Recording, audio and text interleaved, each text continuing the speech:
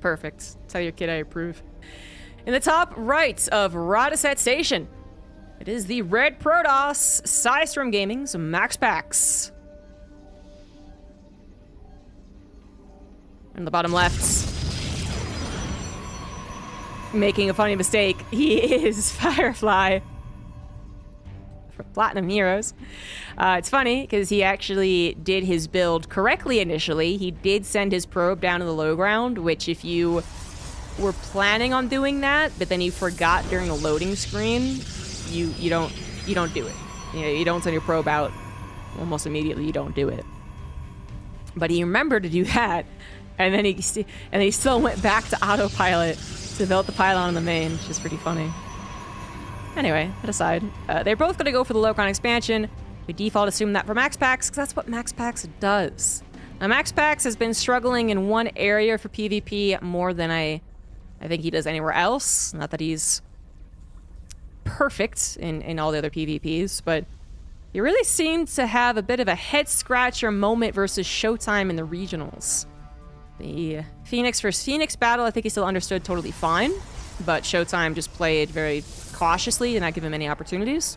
So then they was forced to play into Fleet Beacon versus Fleet Beacon, and that's where I think MaxPax actually started to get a little, head-scratchy, a little, more of a half second there, half second there. Hello? Where, he just had to kind of think things through more than usual, because you do not play those types of games very often. But it seemed to be a Showtime MaxPax special, and one that we might not see too often again, unless it is Showtime versus MaxPax. I don't think we're going to see it in this game, because Firefly opts to go for a gold base. Now, MaxPax, he got in with the probe, and was like, wow, you're just going to not do anything about this? Great, awesome. You can't do that. Firefly couldn't just not do anything about the probe pylon block. So MaxPax knew that something was up. He's like, oh, what are you doing? What are you doing? What are you doing? And of course he checks the gold base, but I mean, no one really expects the gold base here. Equilibrium, it's almost the expected result at this point, but here, not so much. In this matchup, not so much. Gold base expansions in my PvP? It's more likely than you think.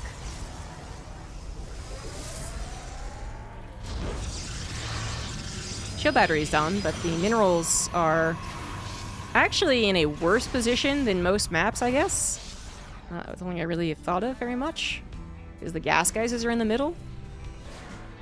But then I guess the gas geysers in the middle means that the shield battery doesn't actually block any mining. That's something I thought I'd have to think about. And so what I was trying to say is that unfortunately the shield battery doesn't cover these edge minerals. And now we're at 2 dips anyway, so it doesn't really matter. I gotta say, this doesn't seem worth it so far. And a 13 worker deficit will not be made up for by a gold base. You can see the numbers here because I used the awesome overlay. I guess he was hoping that MaxPax couldn't get to adepts fast enough. But then I don't see a world in which you can't get to adepts fast enough to do that. So I don't know. This game is over.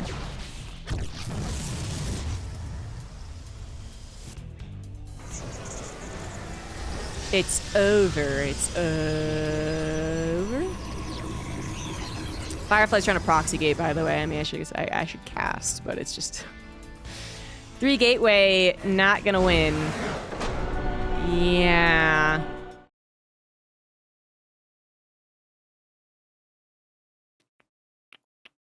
I feel like I've had this same feeling before. I'm sure Pig is explaining in detail why that happened.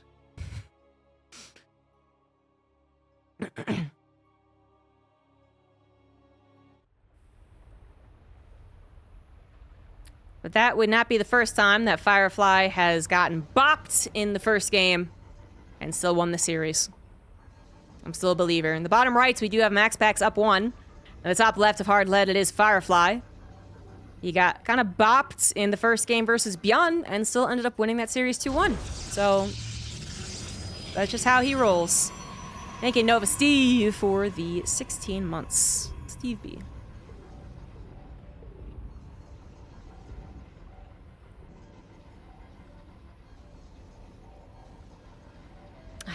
I just don't know. I just don't know. I guess maybe in a perfect world with 2 adepts kill slightly fewer probes, and then the 3-gate happens at a probe deficit, but one which Firefly is willing to accept because he probably wins the game. A Workle also, you know, deflected by a single shield battery a lot of games. Isn't the best on the defense, so if Firefly didn't literally take all the probe damage in the world and actually got to do his 3-gate, MaxPax would have a wall, but then he wouldn't have a lot of attacking units, is the argument that I can come up with. That didn't really work out. Maybe Firefly didn't plan on taking that gold base, and that was just a spur-of-the-moment thing because he forgot that he was going to be Nexus blocked. Which sounds absurd, and sounds like I'm almost making fun of a very established StarCraft player who, even if he is not typically a 1-gate expander, should be well aware of the potential of a pylon block. But, I mean, it happens. We've seen some derpiness amongst the pros. It's a thing. They're human. I don't know what it is, but Firefly is going back to ye old standard to get on the high ground. Proxy Robo on MaxPax's side of the map. This is very much in a proxy Stargate location, but it is a Robo instead, so that's a little funny. But I think the intention is not exactly twofold. The intention with the Robo here is that the Warp Prism can immediately pop out and like abuse this like ledge and high ground and micro and stuff. But then you could argue the second reason is that it's unlikely to be scouted, but that's not actually true. Because it is the most common location for a proxy Stargate. MaxPax might be thinking he's going to find a Stargate and finds a Robo, but the point is he is going to scout for it. Although he was very close to not scouting for it. He does scout for it. So yeah, that's not even... That's definitely not the reason to put your Robo here. You don't... It's a likely location for a proxy, just not usually this one. But MaxPax now knows it's a Warp Prism, and he should also be putting the dots together to be like, oh, you're going to abuse all of this main base space. Great. Awesome. I see what you're doing. So the wall at the front, I think, can just literally be walled, and MaxPax goes for that. And then he can just focus on defending his main. And because he knows exactly what's happening, I think a shield battery in the main is really all that it takes. 2 adepts looking to cause some probe damage. They can be pulled into the natural. Oh, they're going to pull themselves on top of the probe. Well, that ended up being a little awkward. Maybe you should have lifted the adept over here because that was a successful surround on that one. Hey, the adept's doing something. The Phoenix, no longer with energy, might as well just guard against the Warp Prism, but now it's all over the place, isn't it? Because now it has to help kill the adept as its buddy Phoenix picks it up. No shield battery as of yet affecting the probe. Oh, well, a little bit, I guess, but it's actually... I feel like that was supposed to be at least 1 or 2 more probes, but no, not the case. 2 more adepts, though. And perhaps 1 or 2 more probes at the very least, as the Phoenix are once again out of energy. And 10 probes in total, 11, I guess, with the scouting probe. That's decent, but you're still overcoming someone who already had double probe production, who had consistent probe production throughout the engagement. It's one of those, like, yeah, you might kill probes, but I'm producing them anyway. Eat my babies, I'm producing more of them anyway.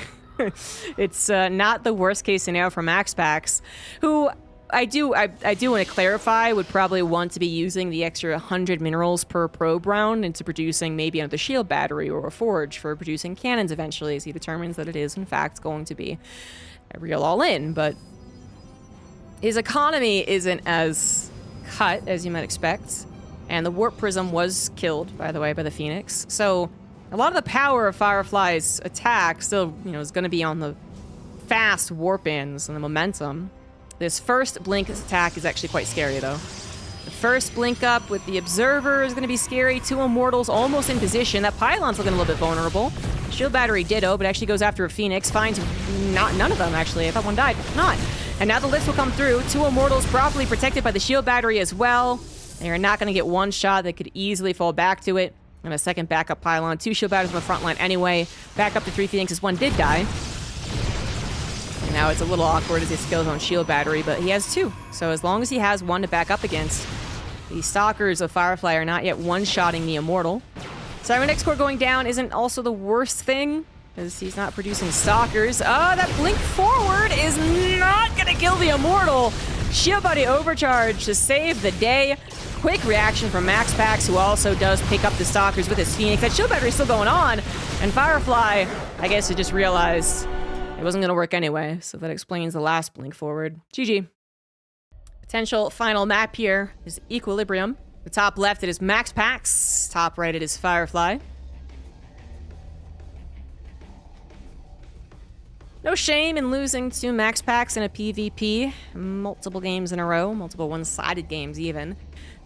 I do believe that's often how MaxPax's style of play makes you work anyway. You have to play extremes versus it, and sometimes playing extreme versus something leads to very tough falls right on your face. Sometimes it leads to really super clutch back and forth, down to the wire micro battles, which is the preference of the players, I think, as well as the audience. But yeah, PvP can be cruel. And PvP against MaxPax can also be very cruel. Feels like you're trying to move a gigantic stone, and everything just revolves around it. So you don't really get to set the mood. You don't get to set the table, what's the word I'm looking for? You don't get to set the parameters. There we go. There it is. That's the word. The parameters of the engagement. Where in a lot of other PvP in which you face another person going for a high ground 2 gate, there's a lot of what ifs him, what ifs me, what ifs micro, what ifs macro, what ifs 1 out of 3 Stargate, or 1 out of 3 technologies, Stargate, Twilight Council, Robo, or even just Mass Gateway. And the other guy has to think the exact same thing. Where when you face MaxPax, who always goes 1 gateway expand, now that it's been proven to be successful, that's just what you're up against, and it's all on what do you do to try and counteract that.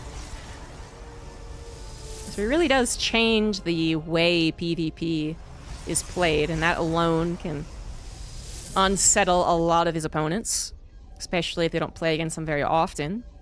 Firefly has opted to go for a gold base yet again. Now, tried this on Radiset. I think Radiset's even more vulnerable, though, because it is it's so forward positioned that actually the distance of the natural, which MaxPax places his production, and that gold base on Radiset's probably fairly short. I don't know exactly what it is, but it's probably fairly short. Where I think on Equilibrium, we're still talking about a longer rush distance from the forward gateway versus the slightly farther forward base. But it's, you know, if we compare it to the natural, it's not like it's way out in the middle of the map, for instance. So I don't know. Like I guess I have a little more hope for this, but you know, MaxPax once again scouting it immediately. He even tried to block it actually once he figured out what was going on. It is going to be Firefly going into the gateway. Now this time it looks to be the difference is that he doesn't bother transferring his workers, which caused him to basically just lose them all. Now, that is a pretty critical difference. It means the gold base is a kind of a lie. But I'm sure what's going to happen is that MaxPax will be forced to deal with the aggression. And here we go. The one Stalker actually doing what I suspected it wanted to do in the first game. It wanted to be a bully against the Adept, and then a wall had to be created. But the Adept actually got caught before it was out in the field, so instead it just kept it home. So this is actually the scenario in which a shield battery would have covered his probes. But regardless, I think what's going to happen is he's going to have the Adept eventually fall back as well. And then Firefly, once this Nexus is totally and completely free to mine, will then recall, I think. But the beginning of the game has already gone so much better for Firefly, because the Stalker, I guess, did its job, basically. But the Void Ray is out, and MaxPax might have gotten one of his easier victories in Game 1. He is no stranger to winning this scenario, in which he has not done catastrophic damage to his opponents, and instead is purely on his own defenses. He has that 9-worker lead that you would expect. He has about 2 Void Rays, almost. And he does have 2 shield batteries. Cybernetics Core is in trouble, and this is a scenario where you are still a little dependent on that 1 at a time warp-in. This a little trickling of stalkers can be helpful. So the Cybernetics Core loss can definitely impact the defense going forward. 1 more Void Ray gonna get injured, but not quite taken down. Woo! Cybernetics Core, however, does get taken down. Now the Void Rays are also in trouble. The shield battery overcharge not available? Getting popped. Whoa. It was available for actually a couple seconds longer. That might have been able to save the second Void Ray, but it did not. And so Firefly really making up for that first game, showing us what would have happened, which, I mean, I guess I guessed correctly, but it still looks so easy in Game 1. This I think is actually going to be game over. That Stargate's going to fall before the third Void Ray even pops, and Firefly has done it. The gold base was basically a trap. The Adepts of MaxPax, basically useless. The one on the offense didn't have anything to kill, and the one on the defense gets bullied by a stalker. Critical change in the first 3 minutes of the game. Fear Dragon 64, thank you for the tier 1 sub for 106 months. Dear Lord. So it will not end in a 3-0, but MaxPax is still on match point. Top left, MaxPax. Bottom right, Firefly, who is sending out a particularly fast probe, faster than necessary if you are going to low ground expand. He's gonna do the Estrella, which is now what I'm calling it, but he might have stolen it from someone else. I don't know. Just because you see it first from someone doesn't mean that they actually invented it. What am I talking about? If you missed the regionals, Estrella went for a Maka gateway. No, he went for a gateway and then expanded. But the gateway was out in the middle of the map, and it was a single gateway. It was weird, but it worked. This is not going to work.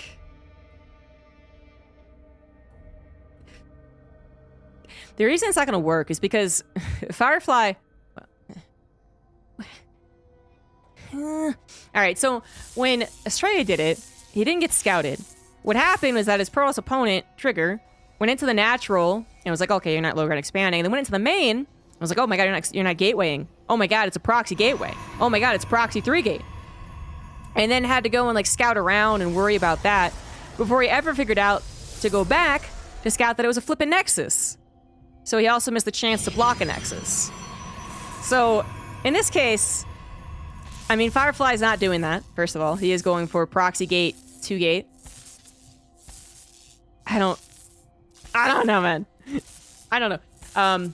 Weirdly enough, because the probe wants to make sure that it is only a gateway that would have allowed the opportunity to build a Nexus. It's a really weird thing. But then Firefly does add on a second gateway and a Cybernetics Core. And I get, like, I'm thinking of what would happen if this wasn't scouted. The Zealot is running around, I guess, this side of the map, and it's like, what is happening? And instead, the Zealot goes right towards the pylon, so it's not going to be able to kill it, however. The probe's going to try and help out, but then dies, and that actually might have been useful for some amount of further scouting, or I don't know. I DK'd this game. This Zealot going to the main base will be able to chop up probably 3 probes. I don't know how much Firefly's going to micro. Oh, he already gets a full surround. That's already excellent. That's actually a mess up by MaxPax, who did not suspect he'd be surrounded so easily. 2 probes go down. And now the aggression on the front lines. That one stalker already dead. MaxPax already in trouble. His shield body was not complete. Oh, no! Oh, no. No fighting units. The shield battery will be able to heal the pylon, though, is the good news. And that is it. What the flip is PvP these last couple of weeks? What the shit? So even though I've cast this entire best of 5, I'm still not quite certain how we got to game 5. But we're here on Alcyone. The top right it is MaxPax. And the bottom left it is Firefly. I think he's seal pup for the 46 months. IDK, man. The only game that kind of made sense to me actually was the second game, to be honest. Well, no. Wait.